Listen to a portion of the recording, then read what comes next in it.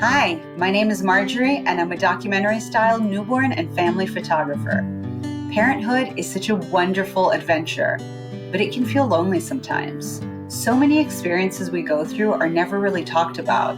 I wanted to create a space where parents can openly discuss their challenges, their successes, and their journeys. This is the resource I wish I had when I first became a mom. This is I Wish I Knew, a series on parenthood.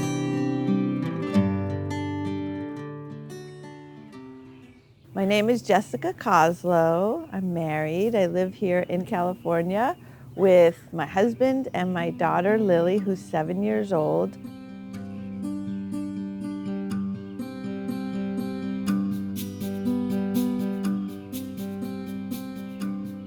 I think I always wanted a family, and I kind of always thought like a nuclear family, a family of 4. And then once we got married, I was 37, and so then or 39, I can't even remember, and then it kind of took a while to get the baby process going. I feel like in reality it was a lot harder than what I imagined. I think because had been on the pill for so long and I was older, and I just wasn't getting pregnant. And then I had a miscarriage before Lily, and then I had 2 miscarriages after because we did want to have a second kid. And so we actually did IUI, and we got pregnant on the first try, so that was great.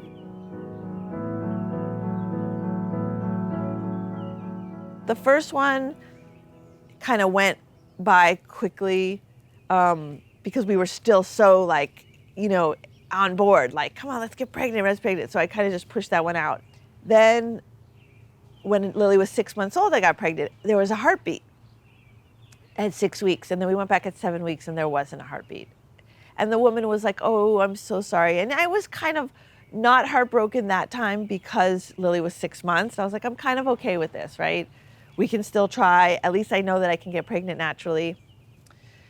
And then when she was 20 months, I got pregnant. And this is the one that I was like, this is the good one. This is the one that is happening at the right time. And I'm 43. It's probably the last time I want to try. I'm really excited. And then there was a heartbeat. It was really weak at 6 weeks. And so I went to a specialist, and he's like, yeah, that's too weak. That's not gonna happen.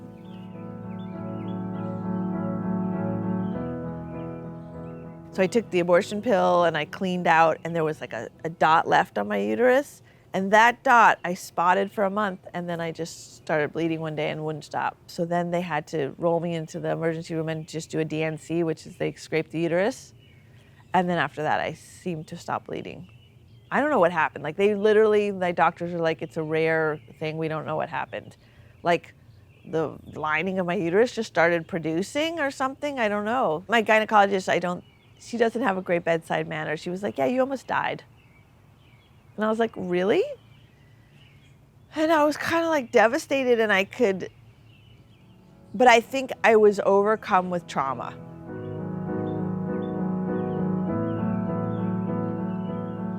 So I don't think I ever gave myself the space or the time to grieve the miscarriages because the last one was so traumatic. But then I did a lot of reading about mourning, and it did make me really sad that 3 times I could have had a baby and I didn't. And then I kind of went to that place, what's wrong with me? Did I not eat right? Did I not sleep well? Like what did I not really want it? Then you go to that self-blame. So yeah, it was really sad. And my husband was devastated. Like when I told him I was in the hospital and I was like, I'm not gonna try again, he said that he recently told me that was a really devastating moment for him. I mean, that was contributed to my depression and anxiety, definitely.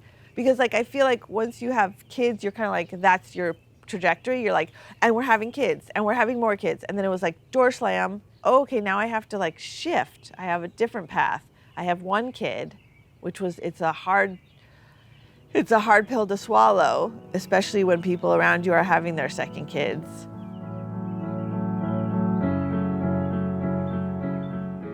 I feel like everything I'm going through with Lily is new to me. Some of what I thought a mother-daughter relationship was, I didn't really know. And then what my mother-daughter relationship is different than what I'm having with Lily.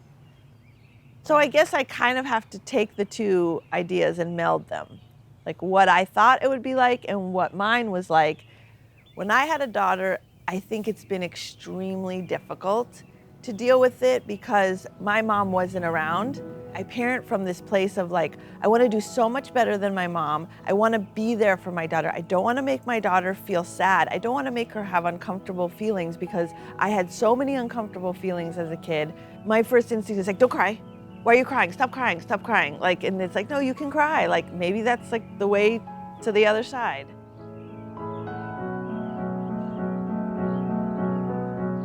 You can't fix it, but you can hold space for their emotions. Like, I know you're upset. Let's talk about that. And it's so interesting because my daughter loves talking about it. Like I'll be like, you're so upset, let's talk about it. And then like 4 hours later, she'll be like, Mom, I really want to talk about it. And I'm like, okay, let's talk about how upset you were, which is totally foreign. No one ever said, how are you feeling? No one ever really held space for my emotions. So I do think that's a new concept. And I do think that's probably one of the greatest gifts I could give her, is not taking away her pain, but letting her experience her pain, listening to her pain or her discomfort. I mean, we've had a couple of really good instances this year, going to a music program in Inglewood where she's been really uncomfortable. And my first instinct would be like, let's pull you out of the program. And then my second instinct was like, no, let's do this. Let's experience it. What do I need to do? Do I need to have a conference with the teacher? Do I need to just listen to you? Do I need to tell you have to go, but it's going to be okay? Like, what do I have to do for us to get over this without running away from it?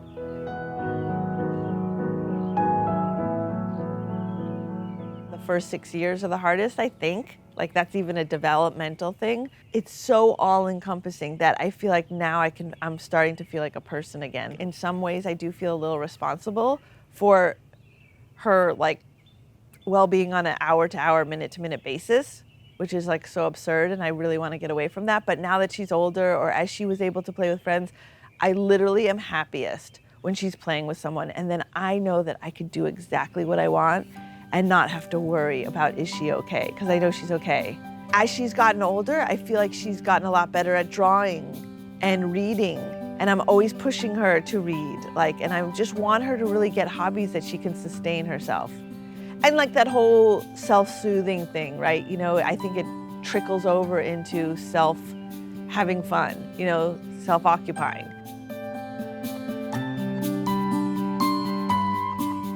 She makes me laugh now, which is something that I always would like see other parents and them laughing at their kids, and I'd be like, oh, like, what's that? And I was like, maybe I just don't have a good sense of humor, but now she literally makes me laugh a lot. She's very thoughtful and kind.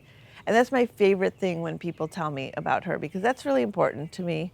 When they're like, oh, she's so kind, or she's thoughtful. She really thought about my kid and gave him candy when he didn't have any, or, you know, she checks in on people. So as a kid, and that's been going on for a long time, that's always been my favorite thing about her.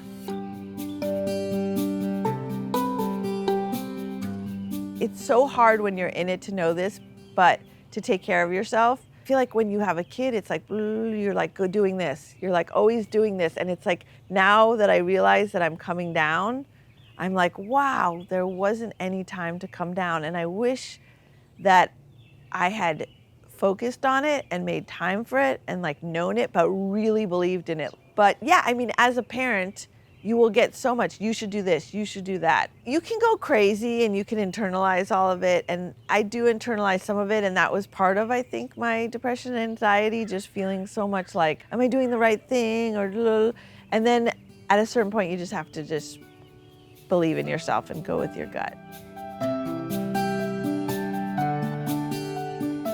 I feel like now, at age 7, I can say it's been really good because I've survived. And it's sweet because I do have a friend who constantly tells me I'm the best mother, I'm doing everything right. She's role modeling her parenting after me. The fact that she's like, wow, you did this so well, you did that so well. It does give me confidence. And I do ultimately know at the end of the day, I am a really good mom, I have a really good kid. So I think I'm starting to believe it more. It takes a while, and it takes a while to see who your child becomes. There's actually this book called The Blessing of the Skin Knee that I read. It says it's not your responsibility to make your child happy. It's your responsibility to make your child a good human being that goes out into the world. And I've kind of like hopefully taken that on. Because at the end of the day, it is more important that she's a good person than that I make her happy all the time. That's it for today's episode. Thank you so much for watching. I hope you'll tune in next time for more stories from parents just like you.